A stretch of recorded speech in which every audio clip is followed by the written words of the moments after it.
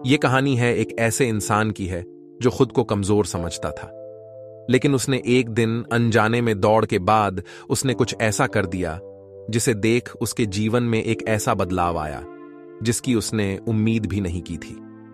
दोस्तों, हमारी जिंदगी में कुछ भी असंभव नहीं है। अगर कुछ असंभव है तो वह शब्दकोश का मात्र एक शब्द है।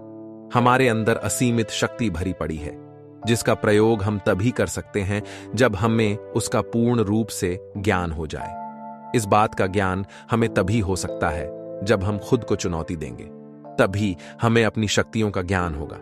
आजाद भी एक ऐसा ही लड़का था जिसने अपने जीवन में अपनी शक्ति को पहचान अपना जीवन बदल दिया। आजाद, जिसने शहर के सरकारी स्कूल से 12वीं की परीक्षा पास की थी और अब उसका एक ही सपना था, भारतीय थल सेना में जाना। उसके दिल में एक जज्बा था कि उसे अपना यह सपना किसी भी कीमत पर पूरा करना है। इसके लिए वह दिन रात मेहनत करता, वह दौड़ लगाया करता था। कई दिन के मेहनत और दौड़ के बाद एक दिन उसने अपना समय देखा तो पाया दौड़ पूरी करने के लिए जो समय चाहिए उससे अभी वो बहुत दूर था। वह सोचने लगा कि अब उसे क्या करना चाहिए। उसे एक विशेषज्ञ की जरूरत थी और इसका प्रबंध उसके भाई ने कर दिया। उसके भाई ने एक फौजी से बात की जो अपनी छुट्टियां बिताने आया था। आजाद पहले दिन गया। उसके मन में एक अजब सा उत्साह था। जब वह मैदान में पहुंच तो वहां काफी लोग आए हुए थे दौड़ लगाने। तभी आजाद ने देखा कि कुछ लोग दौड़ लगाने जा रहे हैं। उसने भी उनसे दौड़ में शामिल होने के लिए इजाजत मांगी। इजाजत मिलने के बाद दौड़ चालू हुई। आजाद दौड़ में सबसे आगे था और उसके साथ एक नौजवान युवक था जो उसकी बराबरी पर था। दोनों में इशारों में आगे निकलने की जिद चल रही थी। अंतिम रेखा आ गई थी और दोनों ने लगभग एक साथ दौड़ पूरी की। लेकिन दौड़ के बाद एक सवाल पैदा हो गया कि आगे कौन निकला। इस बात को लेकर दोनों में बहस हो गई। जल्द ही दोनों ने इस बात पर सहमति जताई कि आजाद विजयी था। उसके बाद वो अपने घर चला गया। घर पहुंचते ही उसके भाई ने डांट लगनी शुरू कर दी। कहां गए थे? मैंने कहा था ना ग्राउंड में चले जाना। मुझे फोन आया कि तुम वहां गए ही नहीं। आजाद ने अपनी बात रखते हुए कहा कि वो गया था, लेकिन उसके भाई को विश्वास नहीं हो रहा था। अपने भाई को विश्वास दिलाने और उस फौजी से मिलने के लिए अगले दिन आजाद ग्राउंड में घर से फोन लेकर गया। ग्राउंड में पहुंचकर उसने उस फौजी को फोन किया। फोन पर बात कर जब दोनों एक दूसरे के सामने आए तो हैरान रह गए। ये दोनों वही थे जो एक दिन पहले दौड़ के बाद इस बात को लेकर बहस कर रहे थे कि दौड़ में आगे कौन निकला। एक दूसरे को देख दोनों के चेहरे पर हल्की सी मुस्कान छा गई। अब दोनों में जान पहचान की तो कोई जरूरत नहीं थी। फिर उस दिन से आजाद की ट्रेनिंग शुरू हुई। वहीं मैदान में एक और लड़का दौड़ने आता था जिसका नाम था अमित। अमित ट्रैक पर 10 चक्कर लगाता था, जबकि आजाद शुरुआत में अभी सिर्फ 5 ही चक्कर लगा पाता था। ट्रेनिंग धीरे धीरे आगे चल रही थी। आजाद अमित से काफी प्रभावित था और इसी कारण वह भी 10 चक्कर लगाना चाहता था। सब ठीक ठाक चल रहा था। आजाद ने पूरी मेहनत की और अब वह 9 चक्कर लगा लेता था। कुछ दिनों बाद जब आजाद अभी दौड़ लगाने के लिए तैयार ही हो रहा था, तभी उसने देखा कि अमित एक आदमी को लेकर उसे ट्रेनिंग देने वाले फौजी से बात कर रहा था। आजाद के मन में एक जिज्ञासा तो उठी कि उनकी बात सुने, लेकिन उसे यह उचित न लगा। उनसे बात कर जब वो फौजी वापस आया तो उसने आजाद को अपने साथ चलने के लिए कहा। आजाद को कुछ समझ नहीं आया। पूछने पर पता चला कि अमित ने दौड़ लगाने के लिए कुछ टिप्स मांगे थे और वह दौड़ लगाकर दिखाना चाहता था।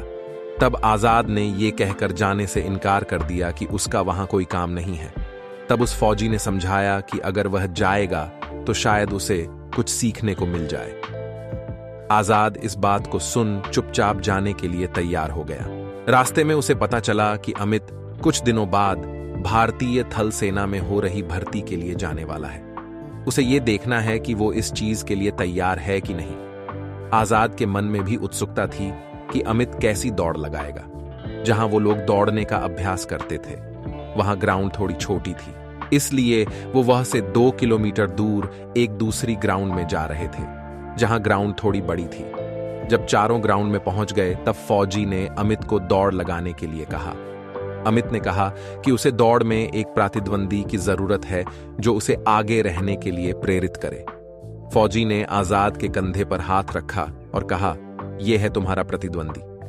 आजाद ने इस बात पर जब आपत्ति जताई तो उस फौजी ने उसे कहा कि दौड़ के बाद अगर तुम हार जाओगे तो तुम्हें पता चलेगा कि तुम्हें और कितनी मेहनत करने की जरूरत है। इस बात को सुनकर आजाद मान गया।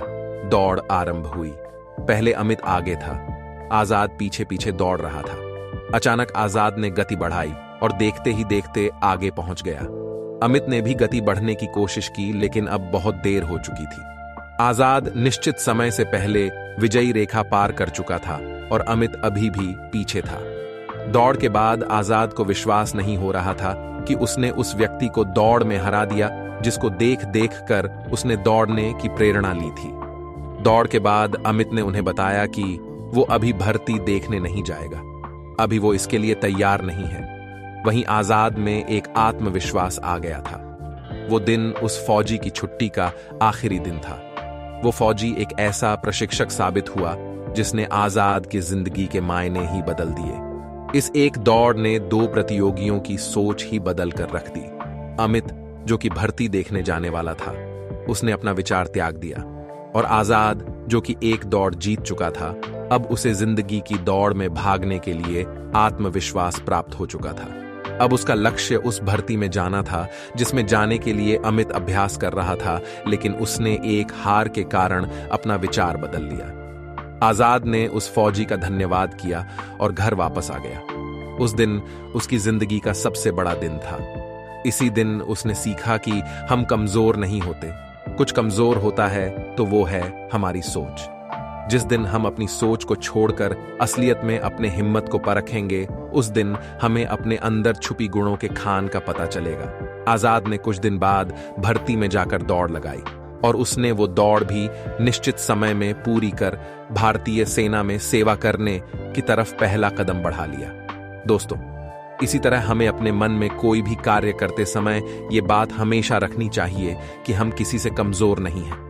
ऐसा कोई कम नहीं है जो हम नहीं कर सकते।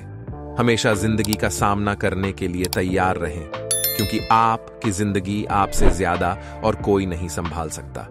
अगर ये कहानी आपको पसंद आई तो कृपया शेयर जरूर करें और हमारे साथ जुड़े रहें।